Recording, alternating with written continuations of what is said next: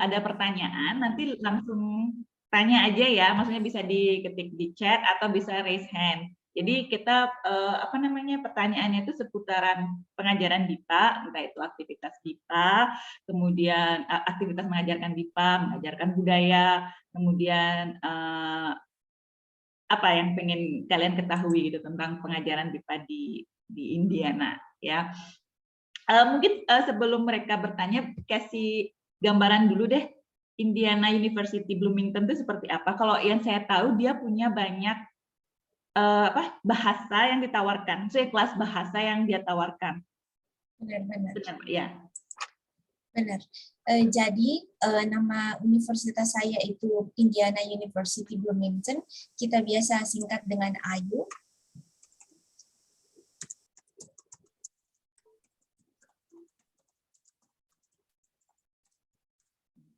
AYU terkenal dengan AYU merupakan salah satu universitas terbesar yang menyediakan bahasa.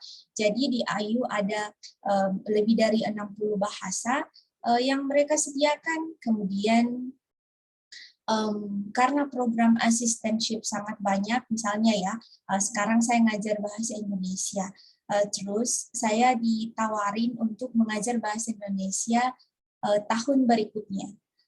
Kemudian tahun berikutnya, tetapi bukan sebagai FLTA lagi, karena FLTA kan biasanya hanya sekali dalam setahun.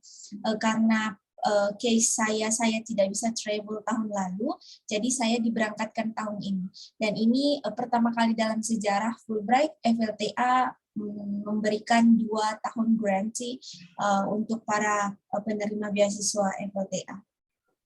Kemudian karena bahasanya sangat banyak, jadi assistantship-nya juga banyak. Misalnya, semua PhD student bisa yang menguasai lebih dari 1 bahasa, mereka bisa mengajar bahasa native mother tongue mereka di AYU. Kemudian mereka bisa mendapatkan beasiswa dari kampus tersebut. Jadi mereka mengajar bahasa dan mereka kuliah di situ dan mendapatkan stipend, kemudian mendapatkan tidak membayar tuition fee dan sebagainya. Jadi that's one of the reasons kenapa AYU menjadi universitas yang menyediakan banyak sekali bahasa, lebih dari 60 bahasa, karena assistantship-nya sangat banyak. Berarti semua mahasiswa PhD di sana berpeluang gitu ya mengajarkan bahasa daerahnya mereka. Benar, benar. Jadi mahasiswa PhD, kebanyakan mahasiswa PhD yang mengajar native mother tongue mereka, or native language mereka, selain dari FLTA. Namanya kita sebut dengan AI, that's Associate Instructor. Jadi ada 2 pengajar bahasa di AYU, itu mereka adalah AI, Associate Instructors. Mereka yang berkuliah master dan PhD sambil mengajar bahasa di AYU. Mereka karena mereka assistantship, jadi mereka bisa kuliah dengan gratis. Kemudian selain dari AI atau Associate Instructors, ya orang-orang seperti saya sama Mbak Dian, FLTA. Oke. Terus berarti kalau ada 60 bahasa yang ditawarkan, persaingannya ketat ya. Maksudnya kita anggaplah bahasa Indonesia itu harus bersaing dengan bahasa-bahasa lainnya. Dan ada peminatnya saja kita sudah senang ya. Benar.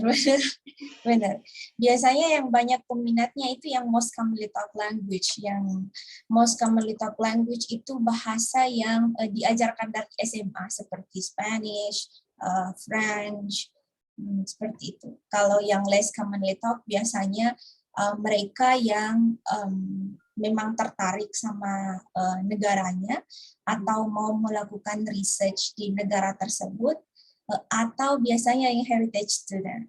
Heritage student itu biasanya orang tuanya, seperti case mahasiswa saya, 2 dari mereka orang tuanya orang Indonesia, tetapi mereka lahir dan besar di sini. Jadi bahasa Indonesia, meskipun orang tuanya orang Indonesia, tetapi mereka tidak bisa berkomunikasi dengan bahasa Indonesia gitu.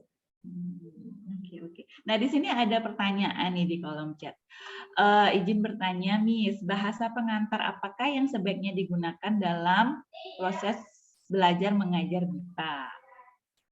Oke, jadi dalam mengajar BIPA, satu hal yang saya pelajari bahwa kita harus seolah-olah tidak mengetahui bahasa mereka.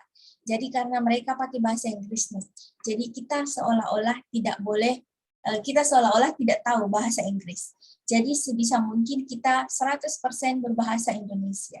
Itu yang saya pelajari. Karena saya juga mengajar bahasa Inggris di Indonesia, dan biasanya pengantarnya bahasa Indonesia kan.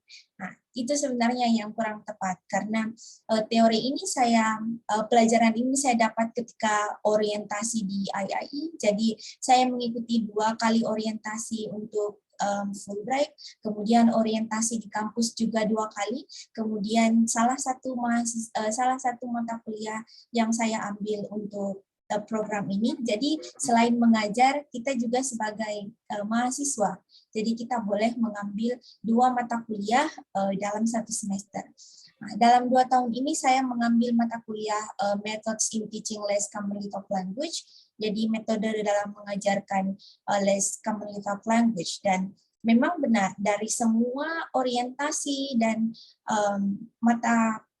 materi yang saya dapatkan dari perkuliahan, sebaiknya kita tidak boleh menggunakan bahasa mereka. Jadi we pretend that we don't know how to speak English. We have to speak the target language 100% or as much as possible. Jadi kalau bisa, apapun itu harus kalau misalnya mereka menanyakan misalnya satu vocab atau satu kosakata misalnya, kita tetap memberikan definisi dalam bahasa Indonesia seperti itu. Jadi sebisa mungkin menggunakan target language.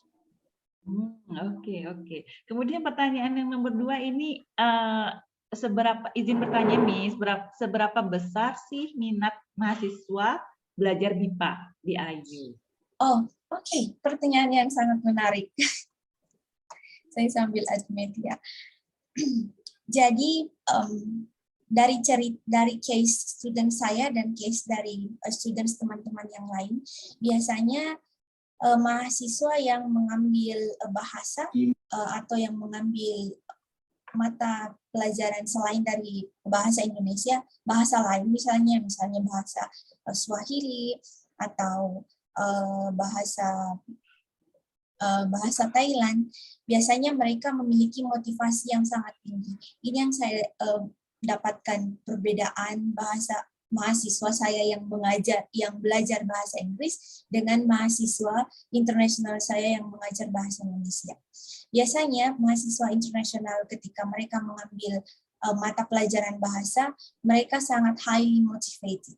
Jadi saya punya student tahun lalu, dia sangat tertarik dengan Indonesia, kemudian dia ada di intermediate class tahun lalu, dan tahun ini dia sudah berada di Yogyakarta mengajar bahasa Inggris. Jadi memang motivasi mereka untuk belajar bahasa Inggris itu benar-benar tinggi. Nah, selain itu saya juga punya student tahun ini, dia dari Summer Language Program, jadi dia belajar bahasa Indonesia di Summer Language 2 tahun lalu, kemudian dia lanjut untuk tahun ini, dan semester depan dia akan berangkat ke Kalimantan untuk meneliti tentang kelapa sawit. Ya seperti itulah, jadi mereka yang mengambil mata pelajaran bahasa, biasanya mereka punya motivasi yang sangat tinggi. Karena motivasi mereka yang sangat tinggi, jadi mereka tidak memandang sebelah mata pelajaran tersebut. Nah, beda kalau di Indonesia biasanya belajar bahasa Inggris kan itu karena compulsory subject, mata pelajaran yang wajib untuk diambil kan. Jadi mereka meskipun tidak termotivasi tetap mengambil mata kuliah itu. Jadi biasanya konsekuensinya mereka menjadi acuh tak acuh. Tapi biasanya kalau international students ketika mereka mengambil mata kuliah, mereka sangat bersungguh-sungguh dan outcomes-nya juga kelihatan gitu. Jadi student saya yang dari elementary dan dari elementary tahun lalu dan tahun ini intermediate, mereka sudah speakingnya sudah sangat bagus seperti itu. Outcomes-nya kelihatan, gitu. Hasilnya benar-benar kelihatan. Karena mereka memang punya motivasi yang tinggi ya untuk menguasai bahasa itu, bukan hanya apa ya sekedar untuk mendapatkan kreditnya atau SKS-nya, tapi memang dia punya plan tersendiri untuk Indonesia begitu. Iya. Kemudian mereka kan ngambil mata kuliahnya, mereka bisa pick up kan, mereka bisa pilih mata kuliah mana yang mereka mau. Biasanya kalau universitas di Indonesia kan kampus biasanya menyediakan mata kuliah dan mahasiswa harus willy-nilly mau tidak mau harus mengambil mata kuliah tersebut.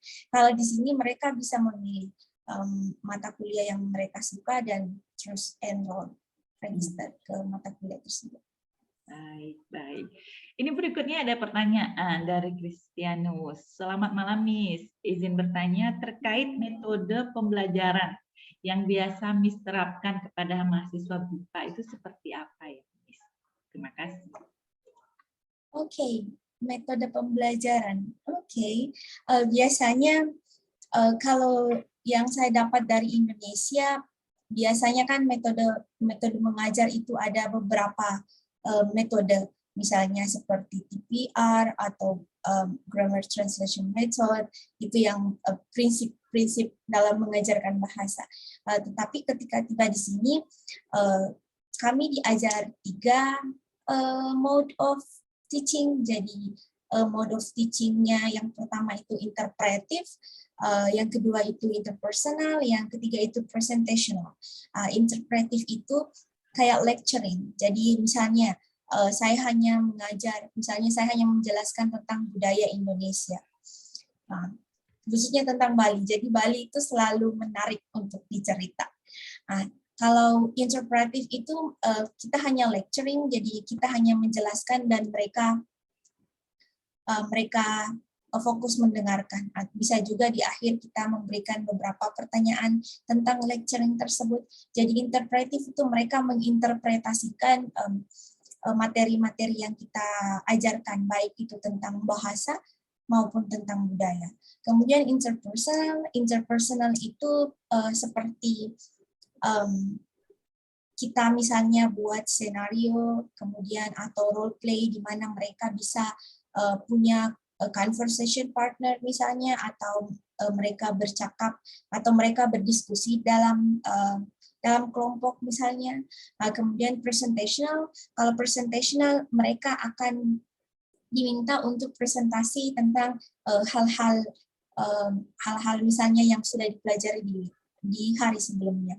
Jadi karena untuk di AYU dan khususnya untuk di kelas bahasa Indonesia itu ada 3 kredit, jadi kita ketemu 3 kali dalam seminggu. Dalam pengajaran saya setiap hari Senin, jadi kami ketemu hari Senin, Rabu, dan Jumat. Setiap hari Senin itu saya menggunakan interpretive mode of teaching. Jadi saya hanya bercerita tentang bahasa, atau tentang budaya, atau tentang reading, kemudian kita bahas. Itu untuk setiap hari Senin saya melakukan itu. Dan setiap hari Rabu saya selalu memberikan seperti cue card atau pertanyaan-pertanyaan di mana mereka bisa tanya jawab sesama classmates mereka atau tanya jawab antara mereka dengan saya. Jadi lebih ke conversation. Kalau setiap hari Jumat saya meminta mereka untuk hari Jumat kita punya 3 topik. Yang pertama kita setiap hari kita selalu share tentang berita-berita baik. Kemudian setelah share berita mereka akan punya 5 minutes speaking. Jadi mereka harus presentase atau bercerita tentang topik-topik yang sudah kita pelajari dari hari Senin sampai hari Senin dan hari Rabu, seperti itu. Oke, jadi itu ya, jadi 3 mode of teaching bahasa. Jadi ada interpretive, interperson, dan presentation, itu ya. Oke, kemudian kalau boleh tahu aktivitas mengajar BIPA selain dalam kelas ada Mbak kegiatan apa aja misalnya? Yang di luar kelas. Misalnya kayak Kalau limit table formalnya, atau apa gitu. oh oke, benar Mbak. Jadi kalau formalnya, kalau wajibnya yang di kelas, tetapi kadang kita memberikan seperti seperti coffee table. Coffee table itu terbuka untuk semua orang.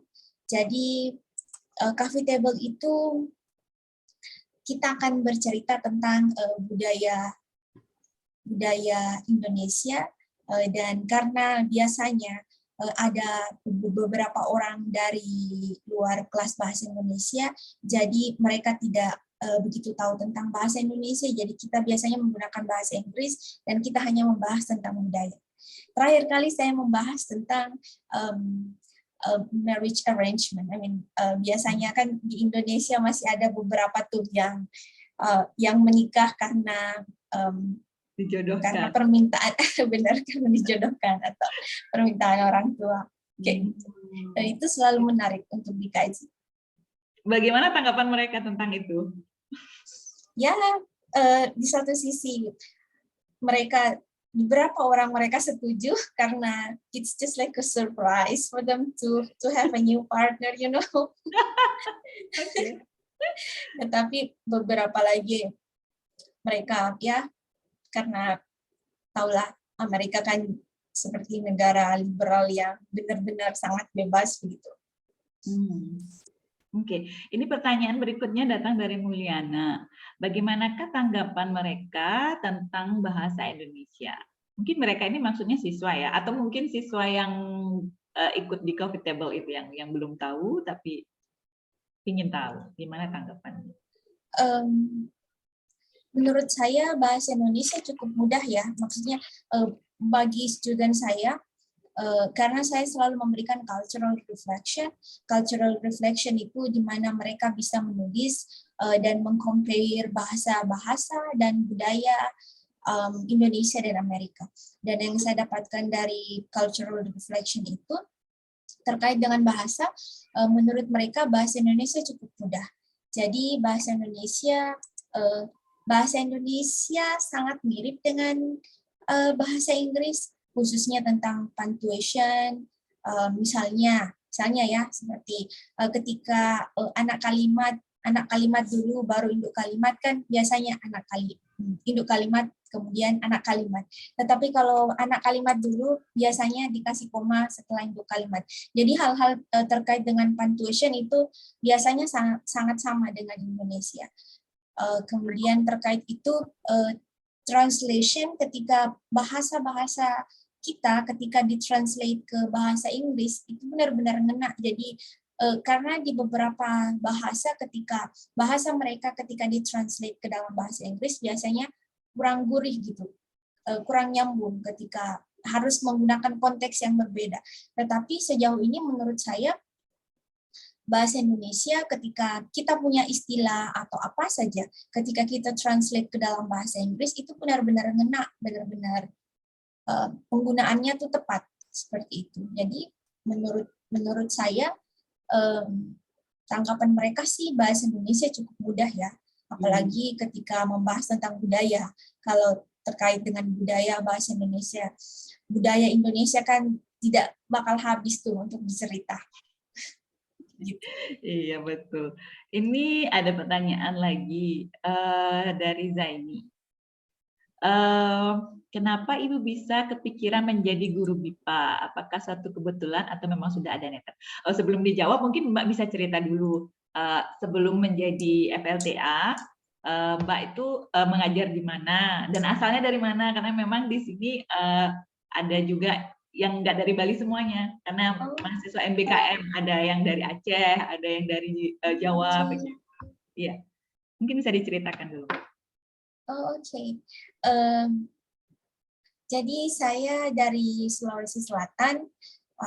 Nama kabupaten saya namanya Bulukumba, tetapi saya menetap di Makassar karena mengajar di Universitas Islam Negeri Alauddin Makassar. Kemudian di UIN saya mengajar di pusat bahasa. Di pusat bahasa itu saya mengajar bahasa Indonesia. Saya mengajar bahasa Inggris. Gitu. Terus kenapa tertarik mengajar BIPA sebenarnya? sebenarnya di 2016 tuh, di 2016 saya mendapatkan beasiswa LPDP untuk ke Australia. Jadi waktu itu setelah PK, setelah persiapan keberangkatan, ternyata saya hamil di waktu itu kan, di 2016. Terus saya minta extension setahun, ternyata di ACC. Jadi saya minta extension setahun dan di-approve baik itu dari LPDP maupun dari kampus. Ternyata setelah anak saya 3 bulan, kemudian kita mau prepare, saya sudah mulai mengurus kembali. Ternyata anaknya kemudian, jadi anaknya nggak mau minum dari susu DOT, kayak gitu. Jadi saya minta extension 1 tahun lagi dan itu sudah tidak di-approve karena saya sudah mendapatkan extension selama 1 tahun kan. Jadi saat itu saya jadi jobless, kemudian karena saya sudah prepare untuk berangkat ke Australia dan karena saya dari pendidikan kan ya, jadi biasanya kalau di pendidikan tuh biasanya kan kita belajar di pendidikan kalau anak di 2 tahun pertama itu merupakan golden age. Jadi karena saya sudah mengorbankan beasiswa ini, jadi saya bertekad untuk menemani anak saya di 2 tahun pertama. Setelah 2 tahun saya mulai apply lagi. Jadi saya mulai apply beasiswa apapun yang terbuka, dan saat itu salah satu yang terbuka adalah Fulbright FLTA ini. Dan setelah itu proses dalam mendaftar hingga mengajar programnya dimulai itu setahun. Kemudian saya mengajar online itu juga setahun. Dan ini tahun kedua mengajar di IU dan tahun ini in person. Jadi kenapa bisa mengajar BIPA? Sebenarnya juga sama sekali tidak kepikiran untuk mengajar BIPA, dan saya benar-benar tidak kenal apa itu BIPA sebelum apply ini. Cuman karena saya selalu apply beasiswa apapun yang terbuka, dan biasanya ada orang yang bertanya, baiknya beasiswa ini atau beasiswa ini ya? Biasanya kalau saya jawab, ya apply saja gitu. Apply juga kan kita belum tentu keterima kan. Jadi apapun yang terbuka ya apply saja. Apply, gagal coba lagi, gagal coba lagi. Jadi sebenarnya karena pelarian dari tidak punya pekerjaan setelah 2 tahun itu, kemudian keinginan untuk selalu keluar negeri itu selalu ada, jadi apply saja untuk beasiswa yang terbuka. Dan kebetulan ada FLTA dan keterima.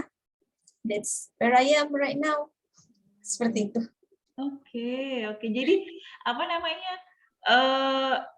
Bilangnya kayak go with the flow gitu ya. Maksudnya kita belum nggak mesti punya persiapan yang wah dulu gitu. Maksudnya ya jalan aja dulu gitu. Tapi jadi kalau anggaplah mereka ini ya, teman-teman yang ada di ruangan Zoom sekarang itu sudah lebih baik ya Mbak, maksudnya mereka sudah ada info terlebih dahulu tentang BIPA, karena ada mata kuliahnya. Dulu zaman kita atau ya kita sama-sama nggak tahu dulu BIPA itu seperti apa. Benar. Jadi kalian sudah punya modal awal lah. Berikutnya pertanyaan dari Mary. Apakah mereka atau pembelajar itu pernah menanyakan tentang bahasa daerah di Indonesia? Dan apakah juga ada yang ingin belajar tentang bahasa daerah di Indonesia? Gitu. Oh ya, memang kita banyak ya kalau ditanya bahasa daerah. Kalau Indonesia merupakan salah satu negara terbesar dengan variety of local language.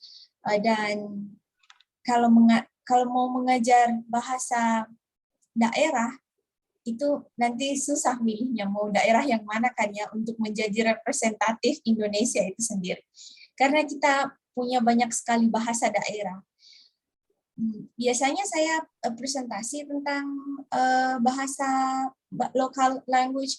Jadi kan kita di Indonesia, khususnya di Sulawesi, kita menggunakan 2 bahasa Indonesia. Yang pertama bahasa Indonesia sebagai bahasa nasional seperti yang kita gunakan. Kemudian yang kedua bahasa Indonesia yang hanya digunakan oleh orang Sulawesi. Jadi mereka bahasa Indonesianya kurang lebih sama dengan bahasa Indonesia sebagai bahasa nasional, tetapi mereka banyak afiksasinya gitu. Misalnya misalnya sebentar, misalnya ada orang yang ngajak, misalnya Mariana ngajak saya untuk pergi ke perpustakaan misalnya. Terus saya bilang, sebentar. Kalau bahasa Indonesia sebagai bahasa nasional kan kita bilang sebentar. Tetapi kalau orang Sulawesi, mereka akan bilang sebentar pi. Jadi selalu ada akhiran pi di akhir. Jadi akhiran pi, akhiran mi, akhiran ki. Jadi afiksasi itu sangat menentukan. Nah, biasanya saya hanya memperkenalkan kulit-kulitnya saja, seperti misalnya bahasa Indonesia di Sulawesi itu punya banyak afiksasi. Kalau untuk detailnya, kita hanya mengajarkan bahasa Indonesia sebagai bahasa nasional yang digunakan secara umum. Iya. Ya, yang kita ajarkan bahasa Indonesia yang umum ya, yang bukan juga bahasa Indonesia yang bahasa gaul yang atau bahasa slangnya. Kita ajarkannya bahasa yang Indonesia yang umum. Oke. Ini berikutnya ada pertanyaan dari Nurfiana. Teknik apa yang digunakan untuk mengajar BIPA for beginners? Terima kasih. Oke, untuk mengajar beginner, biasanya teknik yang saya gunakan yang saya sudah jelaskan sebelumnya, bahwa saya langsung menggunakan target language. Jadi sebisa mungkin kita menggunakan target language. Jadi itu juga yang saya dapatkan di perkuliahan di sini, bahwa level apapun itu kita harus langsung menggunakan target language. Jadi sebisa mungkin menggunakan bahasa Indonesia dalam kelas.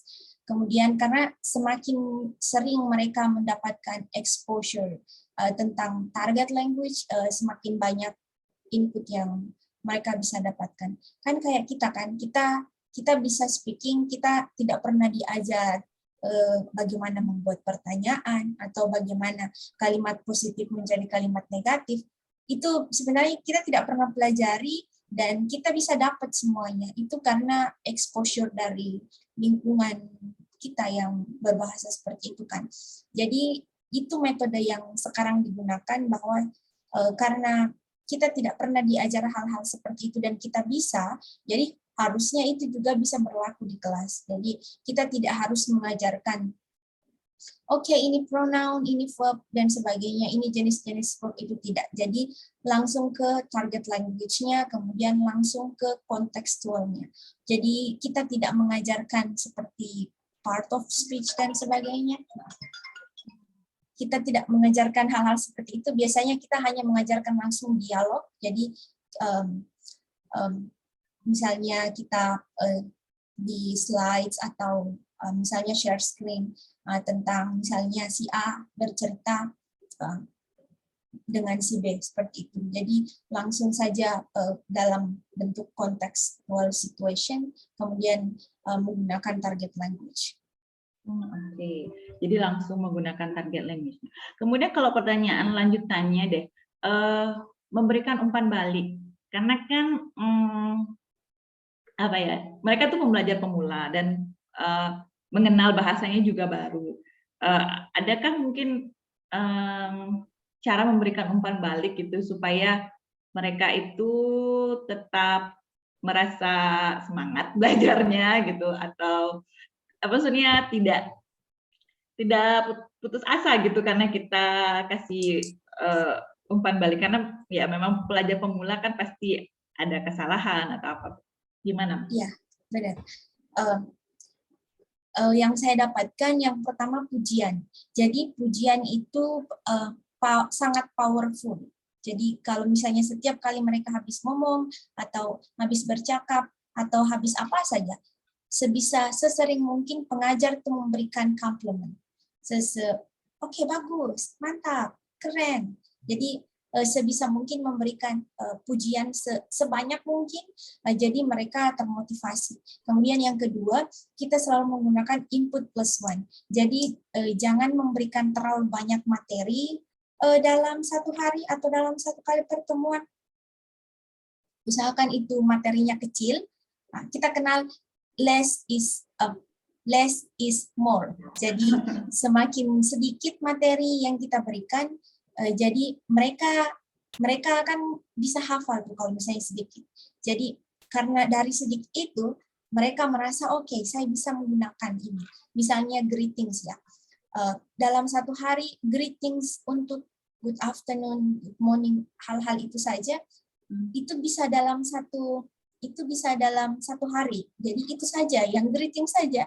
Jadi sebentar setelah kita perkenalkan ini greetings untuk di pagi hari misalnya selamat pagi, itu terus yang diulang-ulang.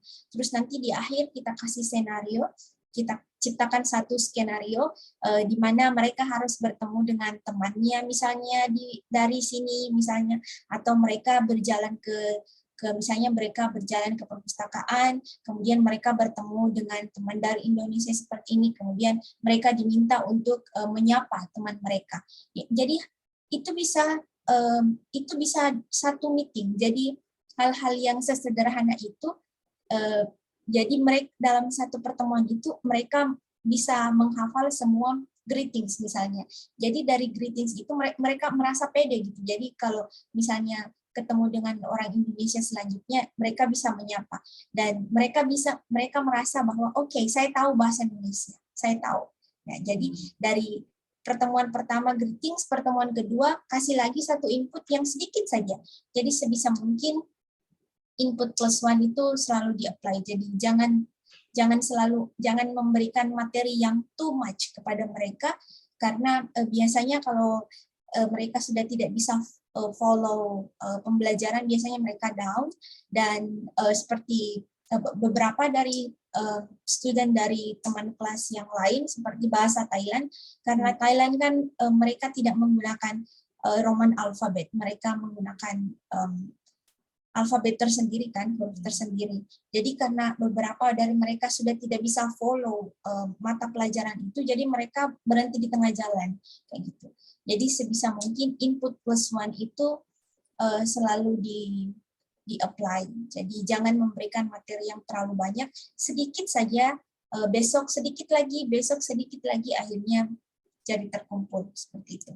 Iya, oke. Berarti materinya sedikit tapi latihannya yang banyak gitu ya? Ya, benar. Oh, betul. Jadi mereka ya di mata kuliah ini mereka juga belajar untuk menyusun apa sih lesson plan, kayak kegiatan belajar BIPA. Jadi ada gambaran lah, kita tidak perlu yang wah misalnya teks yang sepanjang apa gitu, terus dalam bacaannya itu banyak kata-kata yang berimbuhan.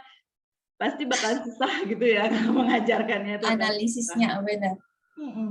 Oke, ini ada pertanyaan ini di chat dari Kristianus lagi. Selamat malam Miss. Terkait perbedaan karakter dari mahasiswa yang Miss ajarkan dengan mahasiswa yang ada di Indonesia, ketika dalam proses pembelajaran itu seperti apa ya Miss? Oh, perbedaan karakter katanya. Terima kasih. Oke, karakter. Saya tidak menemukan karakter yang signifikan ya, tapi mungkin karena budaya kali ya. Jadi biasanya kalau di Indonesia kan pengajarnya misalnya boleh datang terlambat kan, terus biasanya kalau datang terlambat biasanya boleh keluar lebih awal atau keluar lebih lama dari waktunya kan. Jadi mereka misalnya, saya selesai jam 11:05, kalau 11:05, kalau misalnya saya keasyikan ngomong, terus saya tidak lihat jam, kalau saya melihat mereka packing buku-bukunya dan tasnya, oh itu sudah 11:05 gitu. Kalau di Indonesia kan kita merasa itu kurang sopan ya, kalau misalnya kalau dosennya masih ngomong, terus kita packing barang-barang dan taruh tas siap-siap mau pergi, itu biasanya kita menganggap itu kurang sopan. Nah, tapi kalau di sini, profesor siapapun itu kalau misalnya waktunya sudah tiba, ya mahasiswa siap-siap berangkat kayak gitu. Bahkan terkadang ada beberapa dosen yang masih ngomong, tetapi karena waktunya sudah selesai, mahasiswanya izin izin pamit kayak gitu. Gitu. Jadi karakternya mereka lebih disiplin waktu sih ya. Oke, jadi mereka lebih disiplin ya. Dan kayak yang salah satu. Iya betul, yang tadi Mbak sebutkan juga mereka punya motivasi yang tinggi gitu. Kalau sudah. Yang kedua kayak gitu, mereka motivasinya sangat tinggi dalam belajar bahasa. Jadi outputnya juga kelihatan, hasilnya juga kelihatan. Mereka bisa ngomong. Oke. Terus yang terakhir ini tentang memberikan penilaian, karena kita ada juga topiknya. Apakah Mbak biasanya membedakan atau mengklasifikasikan misalnya nilai speaking, nilai writing, reading, listening gitu, atau biasanya satu keseluruhan gitu kemampuan berbahasa Indonesia? Oke, terkait tentang penilaian, kita menggunakan learning management systemnya Canvas. Jadi kita menggunakan Canvas. Kemudian di Canvas itu biasanya saya membagi dua topik atau assignment. Yang pertama itu performance. Jadi performance itu ketika mereka speaking. Kemudian yang kedua itu assignment. Assignment itu ketika saya meminta mereka menjawab pertanyaan dari reading seperti itu, atau menjawab pertanyaan dari audio, dari listening. Jadi performance dan assignment. Dan kita bisa grading langsung dari Canvas. Beberapa dosen apply grading seperti dari 10 sampai 100. Kalau saya untuk assignment-nya, saya gradingnya, saya menilainya complete incomplete. Jadi selama mereka mengerjakan tugas, saya memberikan mereka full score. Selama mereka tidak mengerjakan tugas, saya tidak memberikan full score. Jadi complete incomplete. Kalau performance, saya menggunakan grade dari 10 sampai 100. Dan nanti di akhir, bagusnya ketika menggunakan learning management system atau Canvas, mereka tahu posisi mereka di mana. Mereka tahu skor mereka dari minggu ke minggu. Mereka bisa cek, oh skor saya sampai minggu ini segini, skor saya sampai minggu ini segini. Terus penilaian di Amerika ya, kalau misalnya mereka mendapatkan A-, mereka sudah merasa itu gagal. Gitu. Jadi mereka harus mendapatkan A atau A+. Jadi ketika mereka sudah mendapatkan A- atau kalau B, sudah mereka komplain pasti. Oh gitu, pernah ada yang komplain, Mbak? Jadi mereka sangat perfeksionis sekali. Jadi tahun lalu karena kan di Indonesia kalau B lumayan lah ya, kalau B. Terus kemudian kalau di kampus saya kan tidak ada A+, hanya ada A. Iya betul. Tahun lalu saya memberikan salah satu mahasiswa B+. Kemudian dia email terus bertanya kenapa saya mendapatkan B+. Terus dalam hati saya ini B+ loh ya, bukan B atau B-, itu B+. Terus saya screenshot karena kita punya syllabus, dan di syllabus itu jelas kalau assignment itu sekian persen, kehadiran itu sekian persen, kehadirannya datang terus, tetapi assignment-nya dia hanya submit assignment 50%. Dan itu grading-nya juga down kan. Terus saya kalkulasi lah nilai dia. Terus saya bilang, sebenarnya kamu mendapatkan B- loh, tetapi saya up ke B+. Apakah ada yang saya bisa bantu dengan itu? Terus dia bilang, oke, terima kasih. Dan dia bisa terima kayak gitu. Tetapi untuk A-, benar, ketika mereka mendapatkan A-, mereka sudah merasa dirinya gagal. Kayak gitu. Oke. Baik, ada pertanyaan lain lagi seputaran BIPA, karena di 3 minggu ini saya itu ingin fokusnya ke yang itu, aktivitas mengajar BIPA, kemudian memberikan umpan balik, dan juga menilai pembelajar BIPA. Karena apa ya, kalau nggak praktek langsung gitu, terus teori sebenarnya mereka kan sudah dapat ya teori-teori itu, atau karena mereka juga basicnya adalah keguruan. Jadi teori mengajar itu kan sudah ada, kemudian mengajar bahasa, apalagi second language acquisition, apalagi. Jadi sekarang itu saya pinginnya kasih mereka dengar pengalaman-pengalaman dari yang memang sudah mengajar BIPA atau yang sedang mengajar BIPA. Jadi mereka ada gambaran seperti apa sih mengajar BIPA, bedanya dengan mengajar bahasa Inggris itu seperti apa, kayak gitu. Keren banget ya ada mata pelajaran BIPA. Iya, ini juga baru Mbak, maksudnya nggak terlalu lama adanya, baru-baru ini aja ada. Dan ditawarkanlah di Kampus Merdeka, pertukaran mahasiswa Kampus Merdeka gitu. Jadi bagi mata kuliah dan ada yang memilih. Saya pikir sudah nggak ada yang memilih gitu. Ternyata ada yang berminat. Tapi bagus gitu. Jadi banyak. Betul, jadi banyak. Dan harapannya sih mereka yang ada di ruangan Zoom ini bisa kemana-mana gitu nanti mengajar bahasa Indonesianya. Amin. Tetapi benar loh, BIPA itu besar sekali. Jadi di kampus saya saja, pokoknya saya sebelum travel ke sini, saya merasa bahasa Indonesia itu hanya diajarkan di beberapa universitas, dan itu tidak benar. Jadi BIPA itu benar-benar pengajaran BIPA itu benar-benar ada di mana-mana. Kemudian bukan hanya di Amerika, tetapi di berbagai negara banyak sekali mengajar BIPA. Dan ketika kita bisa mengajarkan BIPA, saya kira semua universitas menyediakan assistantship. Jadi PhD di sini tidak ada satupun PhD yang mereka PhD dengan funding mereka. Jadi seperti di Indonesia kan biasanya S3, kebanyakan S3 biaya sendiri kan ya. Kalau di sini tidak ada S3 yang bisa membiayai, tidak ada mahasiswa yang bisa membiayai mata kuliah mereka sendiri untuk S3 itu sendiri. Karena S3 sangat mahal. Jadi di kampus saya tidak ada, semuanya PhD itu adalah assistantship. Jadi semua PhD itu menerima beasiswa. Saya kira di kampus lain juga seperti itu. Jadi banyak sekali Anda hanya perlu memilih kampus. Kemudian kalau misalnya apply master dan PhD ya, kalau master to be honest programnya tidak banyak, tetapi ada. Tidak banyak, tetapi tetap ada. Dan saya mengenal beberapa mahasiswa master di sini yang mereka mengajarkan native language mereka. Dan itu juga di universitas yang lain seperti itu. Jadi ketika kita bisa mengajarkan bahasa Indonesia, baik itu kita mau apply sebagai master student atau PhD student, kita bisa apply untuk program assistantship.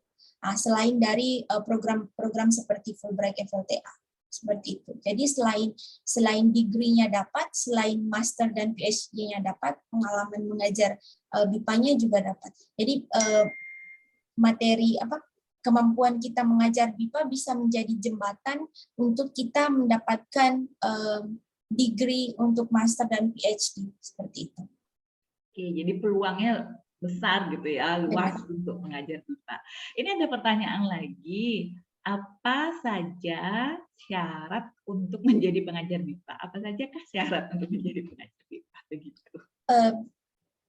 Kalau di Fulbright, kalau di program yang Mbak Dian dan saya apply itu, syaratnya TOEFL pasti ya.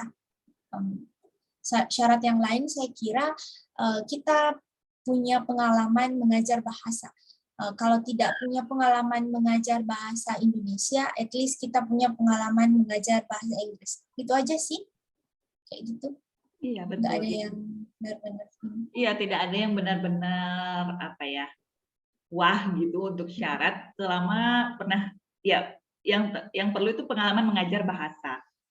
Jadi kalau kalian sudah memang berasal dari keguruan, apalagi bahasa, coba-coba aja dulu ngajar les kah, atau ngajar bahasa Inggris atau bahasa Indonesia les. Nanti itu kasih pengalaman gitu ya, bisa kalian tulis di CV-nya nanti begitu. Terus untuk kemampuan bahasa itu, bahasa Inggris maksudnya memang penting karena kita akan berada di negara yang berbahasa Inggris. Jadi tentunya syarat TOEFL atau IELTS itu diperlukan. Oke, yang terakhir deh Mbak. Jadi mungkin Mbak bisa menunjukkan gitu suasana belajar atau suasana di IU gitu biar mereka ada gambaran IU itu kayak gimana atau foto-fotonya deh. Oke. Saya punya foto nggak ya? Tunggu. Mungkin waktu saya tidak banyak. Oke. Saya tidak banyak mengambil foto di kampus ya. Biasanya saya mengambil foto ketika travel aja. Oh, iya. Atau foto kampusnya deh Mbak, nggak apa-apa. Oke, tapi ada kok. Oh, okay. Tadi saya kirim dari HP, terus saya kirim di WhatsApp karena WhatsApp-nya bisa connect di laptop, jadi hopefully it will work. Jadi saya mau cerita sedikit tentang Bloomington. Bloomington itu kota yang kecil, kemudian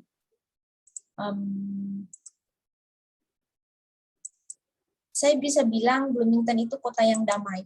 Jadi apa ya? Karena saya pernah travel ke Chicago dan saya bisa bandingkan bagaimana kota besar dan kota kecil di Amerika. Kalau kota kecil biasanya mereka sangat respect one each other, you know. Mereka super helpful. Jadi kalau misalnya kita minta bantuan, jadi kalau di jalan kenal tidak kenal pasti disapa. Akan aneh rasanya kalau kita jalan ketemu dengan orang terus tidak nyapa. Jadi mereka pasti menyapa. Nah, itu yang saya benar-benar apresiasi di sini. Kemudian kotanya juga sangat damai. Jadi saya meskipun pulang tengah malam kayak gitu, pulang jam 11, jam 12, saya tidak pernah merasa khawatir. Saya bahkan kalau pintu tidak dikunci pun I don't worry. I mean, saya hanya merasa ini benar-benar situasi apa yang saya butuhkan begitu. Oke. Kalau orang Indonesia sendiri gimana di? Banyak sekali. Jadi orang Indonesia di sini sudah banyak yang dapat green card. Kemudian ada beberapa, kita juga punya komunitas, jadi saya mau share screen. Nah, ini pertemuan saya kemarin dengan penerima beasiswa Fulbright. Jadi mereka semua dari Fulbright. Ada program yang visiting scholars, ada yang FLTA, dan ada yang master dan PhD.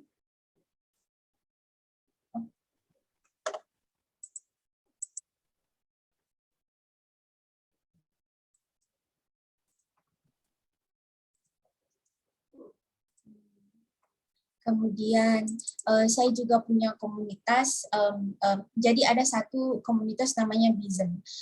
BISM itu mereka sangat helpful terhadap international students. Jadi apartemen saya kan di sini unfurnished, jadi tidak ada, belum ada tempat tidur apa dan sebagainya. Kemudian saya ketemu dengan komunitas ini, dan komunitas ini menyediakan saya segala kebutuhan saya. Jadi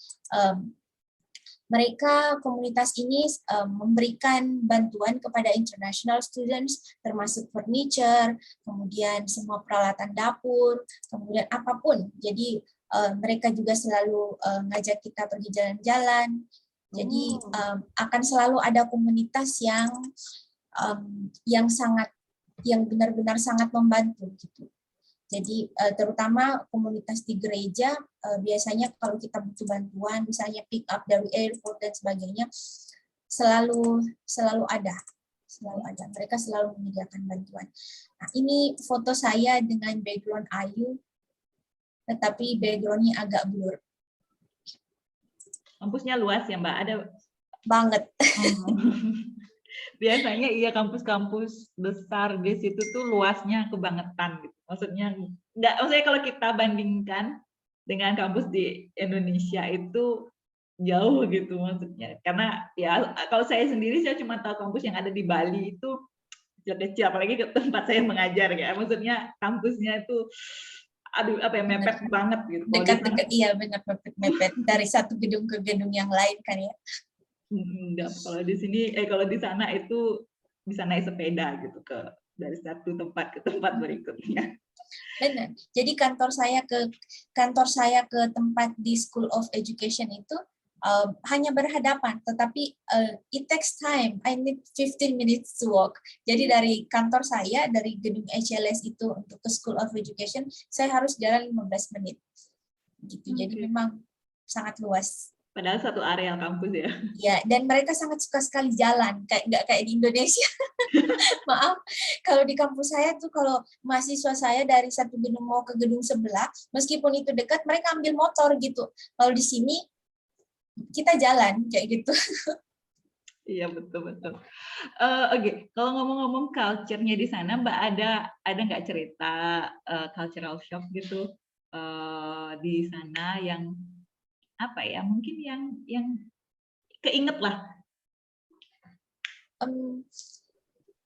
Ya, menurut saya belum pernah merasakan cultural shock ya, karena situasi Bloomington sangat mirip dengan Indonesia, di mana orang-orangnya ramah, kemudian sangat membantu, kemudian jadi saya merasa berada di benar-benar, saya merasa tidak asing gitu, saya merasa bagian dari mereka, dan mereka juga merasa saya bagian dari mereka.